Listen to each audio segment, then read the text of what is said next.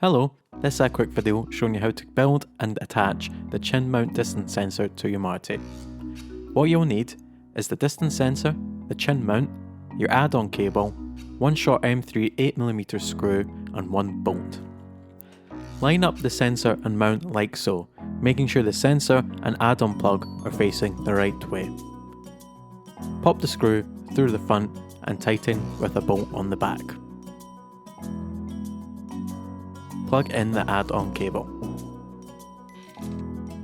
Open up Marty's head like so and plug the sensor into one of the B ports.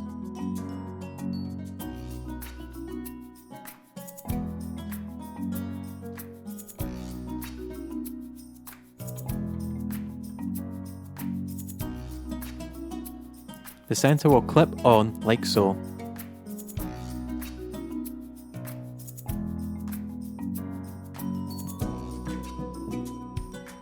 Close the head and make sure that the black sensor is facing outwards like this.